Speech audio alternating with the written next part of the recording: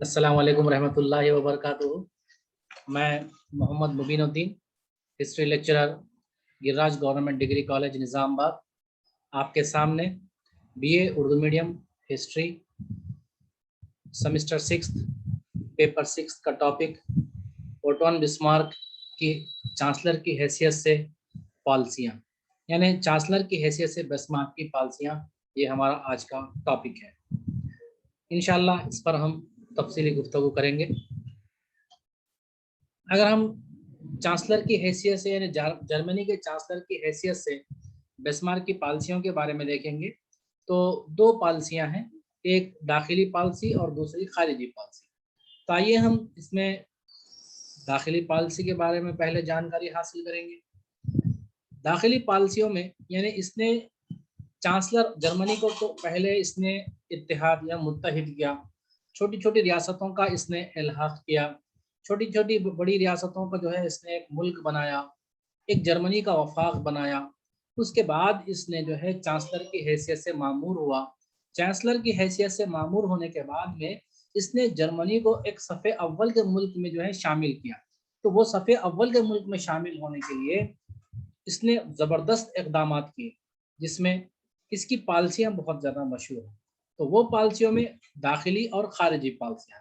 तो दाखिली पॉलिसियाँ यानी मुल्क के अंदरूनी ढांचे को अंदरूनी तौर पर उसको मजबूत करने के लिए, चाहे वो कानूनी हो, फौजी हो, सियासी हो या मजहबी हो या माशी हो, तो तमाम एतबार से इसने जो है ज़बरदस्त इस्लाहात नाफिज करते हुए इसकी जो है ये दाखिली पॉलिसी थी, यानी मुल्क को अंदरूनी तौर पर हर फील्ड में, हर मैदान में उसने जो है तरक्की जो है दिलवाई थी। तो आइए उस पर हम तफसीली गुफ्तगू करेंगे। तो सबसे पहले इसकी जो इस्लाहात हैं वो कानूनी इस्लाहात हैं। जर्मनी के कानूनी निज़ाम को उसने तब्दील किया। मुख्तलिफ रियासतों में मुख्तलिफ किस्म के अलग अलग क़वानीन के बजाय सारी जर्मनी की ममलिकत के लिए एक सा कानून मुरत्तिब किया। मुख्तलिफ रियासतों के सिक्कों को, कॉइन्स को मनसूख करके एक सा मुल्क में सिक्के राइज किए। एक शाही रेलवे ब्यूरो 1873 ईस्वी में इसने कायम किया, जिसने मुख्तलिफ रियासतों के रेलवे निज़ाम को मरबूत कर दिया गया। इससे ममलिकत की फौजी, डाक व तार की तंजीमें मरबूत हुई। 1875 के बैंक के कानून के मुताबिक रियासती हुकूमतों का कंट्रोल ख़त्म हो गया और वफाकी काउंसिल को तमाम इख्तियारात सौंप दिए गए। 1876 ईस्वी में शाही बैंक के क़याम की वजह से मरकज़ी हुकूमत का मालिया बेहतर हुआ। इन तमाम इक़दामात से सल्तनत के वक़ार में इज़ाफ़ा हुआ और जिससे मुल्क को ज़बरदस्त इस्तेहकाम हासिल हुआ। इसके बाद अगर हम फ़ौजी इस्लाहात के अगर बारे में बात करेंगे तो जर्मनी में एक फ़ौजी ताकत का हामिल जो है मुल्क बन गया था। जंगों में ऑस्ट्रिया और फ्रांस पर कामयाबी हासिल करने की वजह से इसकी फ़ौजी ताकत में ज़बरदस्त इजाफा हुआ और फ़ौजी निहायती मुनज़्ज़म, साजो सामान से लैस और इंतहाई कारगर साबित हुई। बिस्मार्क ने इस फ़ौज को होल्ज़ीन बादशाहत के क़याम के लिए मौसर तौर पर इस्तेमाल किया। इसने सल्तनत की बक़ा और बैनुल-अक़वामी क़यादत के लिए फ़ौज पर इन्हिसार किया। 1862 ईस्वी में पर्शिया में दी जाने वाली तरबियत को 1871 ईस्वी में सारे मुल्क में इसने लाजमी कर दिया, यानी हर एक के लिए फौजी तरबियत हासिल करना ज़रूरी हो गया। हर शहरी के, हर जर्मन के लोगों को, हर शहरी को फौजी जो है खिदमात लाजमी कर दी गई। जर्मन की पुरअमन फौज की तादाद 40,000 मुकर्रर की गई। 1914 तक जर्मनी की फौज एक अजीम ताकत बनकर उभरी और सारे यूरोप में इसका कोई सानी नहीं था। इस ज़माने में फौजी पेशे को इज़्ज़त व तौक़ीर की निगाहों से देखा जाता था।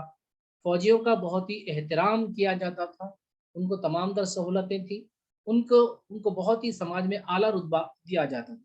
हत्ता कि नज़्म व नस्क़ के मामलात में भी फ़ौज फ़ौजियों को बहुत ज़्यादा अहमियत दी जाती थी। सनअती तरक्की की वजह से भी फ़ौज की ताकत और कारकर्दगी में ज़बरदस्त इज़ाफ़ा हुआ। अगर हम सियासी जमातों के साथ ताल्लुकात के अगर बारे में बात करेंगे तो ये हकीकत थी कि बिस्मार्क ने सियासी जमातों जैसे कौमी लिबरल पार्टी और आज़ाद और रजत पसंद पार्टी की तायद हासिल की, लेकिन तरक्की पसंदों ने इसकी मुखालिफत की। दरहकीकत वो बिस्मार्क के लिए एक कांटा थे। 1871 کے جرمن کے دستور سے وہ مطمئن نہیں تھے۔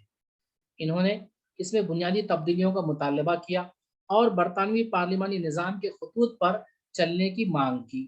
انہوں نے بسمارک کی لہو اور آہن کی پالیسی کی بھی مخالفت کی، اور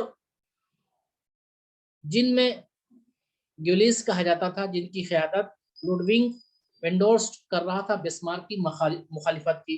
انہوں نے اپنی سیاسی ریاست کے لیے خود مختاری کا مطالبہ کیا۔ سویلسپنگ کے چند ڈنمارک کے نمائندوں نے بسمارک کی مخالفت میں پولینڈ پالیسی کی مخالفت کی۔ آلسا لارین کے 15 مندوبین نے بسمارک کی مسلسل مخالفت کی۔ انہوں نے آلسا لارین کو جرمنی میں سلطنت شامل کرنے کے خلاف باضابطہ احتجاج بھی کیا۔ بعض گروہوں نے جو ریاستوں کے حقوق کے لیے جدوجہد کر رہے تھے، بسمارک کے مرکزی رجحانات کی مخالفت کی۔ یہ تمام اگر ہم اس پر نظر ڈالیں گے تو بسمارک کی پالیسیوں اور منصبوں سے جو ہے سخت و ناراض تھے۔ انہوں نے سختی کے ساتھ اس کی نکتہ چینی کی اور سیاسی مخالفت کی۔ اگر ہم کلیسا سے تصادم کے بارے میں دیکھیں گے تو کیتھولک فرقے کے لوگ جرمنی کو ناپسند نگاہوں سے دیکھتے تھے۔ وہ پروشیا کی پروٹسٹنٹ قیادت کے مخالف تھے۔ کیتھولک جیسٹس اور دوسرے مذہبی فرقے مذہبی تبلیغ کیا کرتے تھے، لیکن جرمنی سلطنت کے عروج کے بعد انہوں نے محسوس کیا کہ ان کی سرگرمیوں پر پابندی عائد کر دی گئی ہیں، ان کا موقف خطرے میں پڑ گیا ہے۔ انہوں نے ایک سیاسی جماعت تشکیل دی جسے سینٹر کے نام سے موسوم کیا گیا۔ انہوں نے شاہی پارلیمنٹ میں بہت سی نشستیں بھی حاصل کی۔ بسمارک ان سے نفرت کرتا تھا کیونکہ ہمیشہ سلطنت کے بجائے کلیسا کے مفادات کے لیے وہ کام کرتے تھے۔ 1870 عیسوی میں کیتھولک فرقے میں پھوٹ پڑ گئی۔ اس سال یورپ نے ناقابل خطا اعلان نامہ جاری کیا۔ اس نے تمام کیتھولک طبقے کے لوگوں کو تسلیم کرنے کا حکم دیا۔ بہت سے افراد نے اسے تسلیم کیا، لیکن جرمن کی یونیورسٹی کے بہت سے اساتذہ اور پروفیسروں نے اسے تسلیم کرنے سے انکار کر دیا۔ انہوں نے ایک علیحدہ گروہ تشکیل دیا جسے قدیم کیتھولک کے نام سے موسوم کیا گیا۔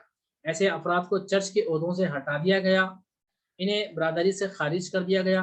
قدیم کیتھولک کہلانے والے افراد کو کلیسا میں مذہبی فرائض کی انجام دہی سے منع کر دیا گیا۔ پوپ کی جانب سے ستائے جانے والے کیتھولک افراد نے اپنے جان و مال کی سلامتی کی ریاست سے اپیل کی۔ بسمارک کو موقع ملا، اس نے کیتھولک کلیسا کے خلاف سخت اقدامات کیے اور رومی کیتھولک کلیسا اور جرمن کی سلطنت کے درمیان ہونے والی جدوجہد کو تہذیب کی جنگ سے موسوم کیا۔ بسمارک نے ان کی تبلیغی سرگرمیوں پر پابندی عائد کر دی۔ انہوں نے جسٹس کو ملک چھوڑنے کا حکم دیا۔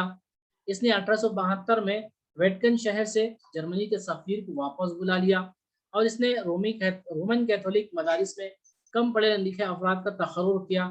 اس نے سول شادیوں کے رواج کو روشناس کروایا۔ میں 1873 اور 1875 کے درمیان مخالف کیتھولک قوانین منظور کیے گئے، جنہیں مے کے قوانین یا فاک قوانین کے نام سے موسوم کیا گیا۔ ان قوانین کے مطابق رومن کیتھولک پوپوں کو عوام کو عیسائی برادری سے خارج کرنے سے منع کر دیا گیا۔ پوپ کے عہدے پر فائز ہونے والے امیدواروں کو جرمن یونیورسٹیز میں 3 سال کے لیے پڑھنے کے لیے پابند کیا گیا، اور عام معلومات کے امتحان کو کامیابی کا لزوم رکھا گیا۔ رومن کیتھولک پوپوں کے تقررات پر پابندیاں عائد کی گئیں۔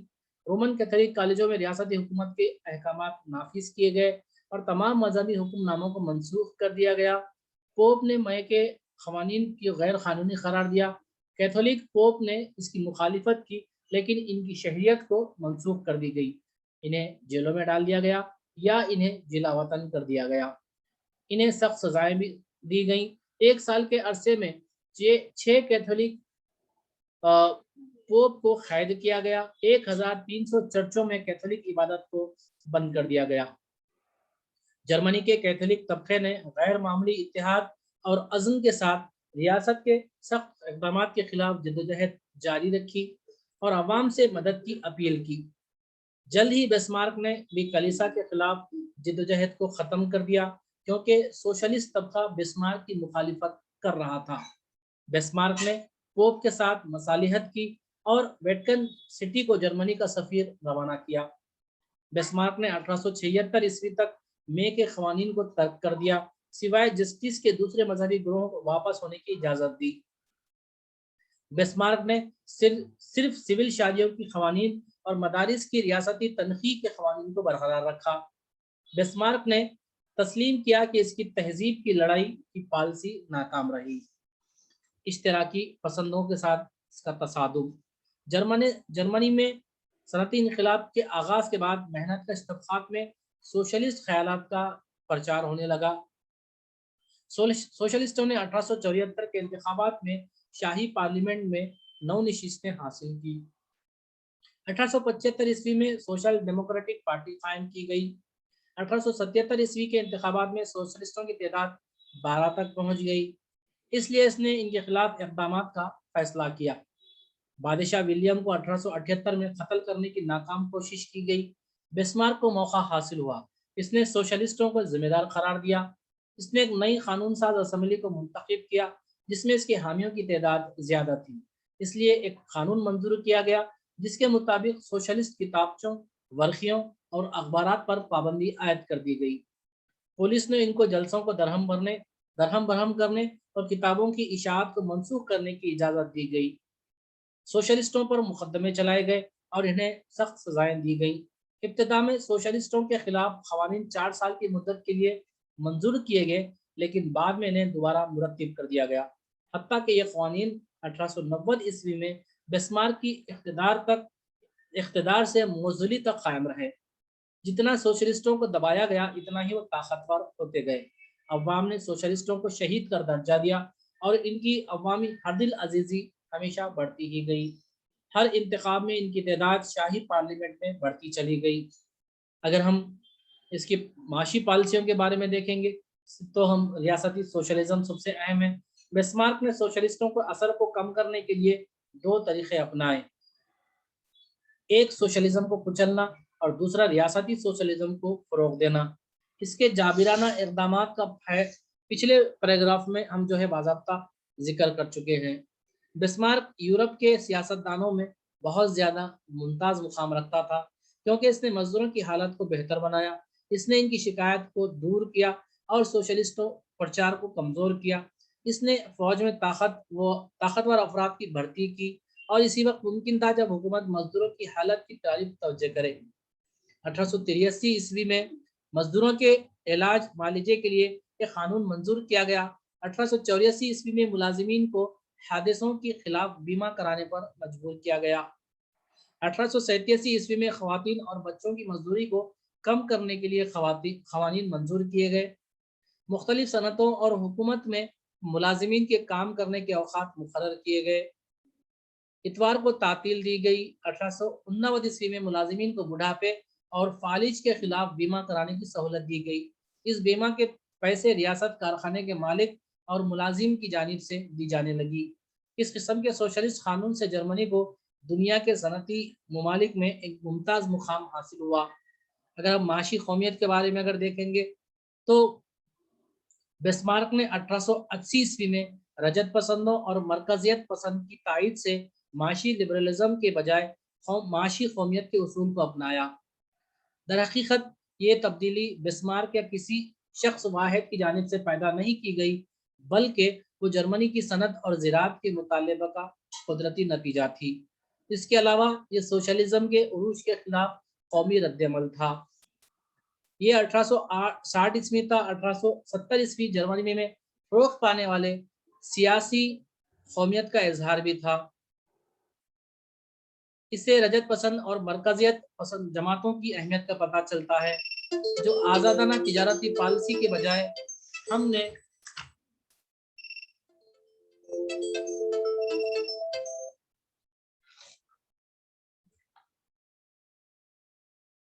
सरपरस्ती की पॉलिसी पर यकीन रखी। इस तब्दीली से बिस्मार्क ने सहरुखी पॉलिसी को अपनाया। चूँकि जर्मनी एक आज़ादाना तिजारती मुल्क था, इसलिए वो महसूल के तहफ़्फ़ुज़ का रहनुमा बन गया। ख़ास तौर पर यूरोपी ताकत की वजह से जर्मनी एक आलमी ताकत बन गया और दूसरे ममालिक में इसकी मिल्कियत पैदा हो गई। बज़ाहिर सरमायादार और मेहनत में राब्ता न रखते हुए भी जर्मनी रियासती मदाखलत के सिलसिले में एक अहम मुल्क बन गया। محصول کی اگر پالیسی کے اگر بارے میں دیکھیں گے ہم تو 19ویں صدی میں بسمارک ایک یورپی سیاستدان تھا جس نے سیاسی تجارتی پالیسی کو خیرآباد کہا اور تحفظ کی پالیسی اپنائی۔ اس نے اس مقصد کے حصول کے لیے قومی لبرل جماعت سے معاہدہ ترک کر دیا اور مرکزی پارٹی میں شمولیت اختیار کی۔ 1879 کے قانون کے مطابق غیر ملکی درآمدات کے خلاف ایک طویل محصول کی فہرست مرتب کی گئی تاکہ جرمنی کے صنعت کاروں اور جرمنی کی داخلی مصنوعات کا تحفظ کیا جا سکے۔ تمباکو اور شکر پر زیادہ محصول عائد کیا گیا اور زرعی طبقے کی شکایت کو دور کیا گیا۔ 1879 کا قانون شہری صنعتوں کے لیے زیادہ فائدہ مند تھا۔ تحفظ کی اس پالیسی کا عظیم مقصد برطانیہ کی قدیم اور ترقی یافتہ صنعتوں کی مسابقت سے جرمنی کے نوائزدہ صنعتوں کو محفوظ رکھنا تھا۔ اس پالیسی کی وجہ سے جرمنی کو اپنی ٹیکس کی ادا کی جانے والی آمدنی کو بڑھانے کا موقع ملا۔ اس اقدام سے وفاقی حکومت کو کسٹم ڈیوٹی سے زیادہ آمدنی حاصل ہونے لگی اور ریاستوں پر مزید ٹیکس عائد کرنے کی ضرورت باقی نہیں رہی۔ بہرحال ملک کی صنعتی ترقی کو فروغ حاصل ہوا اور محصولات سے حکومت کو استحکام حاصل ہوا اور سلطنت کو متحد ہونے کا موقع ملا۔ اگر ہم اس کی خارجہ پالیسی کے بارے میں دیکھیں گے تو سب سے اہم اس کی پالیسی اس کی سامراجیت تھی۔ ابتدا میں بسمارک نو آبادیہ کی حصول کے اور جرمنی کے بحریے کی ترقی کے پالیسی کے خلاف تھا، اس لیے وہ برطانیہ سے نہ ہی مسابقت اور نہ ہی ٹکراؤ کا خواہاں تھا۔ اس کا خیال تھا کہ جب تک جرمنی زمین کا چوہا اور برطانیہ پانی کا چوہا رہے گا اس وقت تک دونوں ممالک میں کوئی جنگ نہیں ہوگی۔ اس لیے اس نے 1871 میں فرانس کی جانب سے پیشکش کی جانے والی نو آبادی کو قبول کرنے کے بجائے دو علاقے الاسکے اور لورین کو حاصل کیا۔ بسمارک نے کہا کہ میرا افریقی نقشہ یورپ میں موجود ہے، یہاں روس ہے، یہاں فرانس ہے اور ہم درمیان میں ہیں، یہی میرا افریقی نقشہ ہے۔ بسمارک کو اپنی پالیسی تبدیل کرنی پڑی کیونکہ اس کے کئی وجوہات تھے، جیسے ہمبرگ کے تاجروں کو فاضل مصنوعات فروخت کرنے کے لیے اور خام مال کے حاصل کرنے کے لیے تجارتی منڈیوں کی ضرورت تھی۔ نمبر 2، عیسائی مبلغین لوگوں کو عیسائی بنانے کے لیے نو آبادیوں کے خواہش مند تھے۔ نمبر 3، محب وطن افراد اپنے ملک کی شان و شوکت میں اضافہ کرنے کے لیے نو آبادیوں کا مطالبہ کر رہے تھے۔ نمبر 4، جرمنی کی زائد آبادی ریاست متحدہ امریکہ کو ہجرت کر رہی تھی، انہیں مستقل طور پر بسانے کے لیے نو آبادیوں کی ضرورت تھی۔ تاجروں اور مذہبی مبلغین نے جرمنی نو آبادیوں کو قائم کیا۔ ہمبرگ اور دوسرے مقامات کی تجارتی کمپنیوں نے چند سہولتیں حاصل کی۔ جنوب مغربی افریقہ، ٹوگولینڈ، کیمرون، مشرقی افریقہ، جزیرے مارشل جو نیو گینیا کا حصہ تھا، ان جزیروں پر جنہیں بسمارک کے نام سے موسوم کیا گیا تجارتی کمپنیاں قائم کی گئی۔ 1884 اور 1885 میں ان تجارتی مقامات پر حکومتیں قائم کر دی گئی۔ بسمارک نے 1890 میں اپنے عہدے سے ہٹنے سے پہلے ان علاقوں کو جرمنی کی شاہی نو آبادیوں میں تبدیل کر دیا۔ جرمنی کے عہدیداروں نے ان نو آبادیوں کے نظم و نسق کو سنبھالا اور جرمنی کے فوجی دستوں میں امن و امان کو بحال رکھا اور صورتحال کو بھی برقرار رکھا۔ اگر ہم خارجی پالیسی کے مقاصد کے بارے میں دیکھیں گے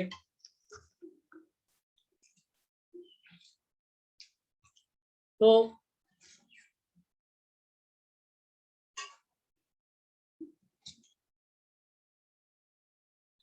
اگر ہم خارجی پالیسی کے مقاصد کے بارے میں اگر دیکھیں گے تو 1870 میں جرمنی متحدہ ملک کی حیثیت سے ابھرا۔ بسمارک یورپ میں سابقہ موقف کو برقرار رکھنا چاہتا تھا۔ اس نے خارجہ سطح پر فرانس کو علیحدہ رکھنے کی پالیسی اختیار کی تاکہ وہ انتقام کی جنگ نہ کر سکے۔ اس مقصد کے حصول کے لیے اس نے آسٹریا، روس، اٹلی اور برطانیہ سے دوستانہ تعلقات برقرار رکھے۔ 1870 سے جرمنی کی خارجہ پالیسی میں امن و امان کی برقراری اور مخالف جرمنی معاہدات کی روک تھام اور روس سے دوستی رہی، تاہم اس کا رویہ فرانس کے خلاف نہیں رہا۔ اس نے برلن اور پیرس کے درمیان دوستانہ تعلقات برقرار رکھنے کی کوشش کی۔ اس نے تیونس اور مراکش پر قبضہ کرنے کے لیے حوصلہ دیا۔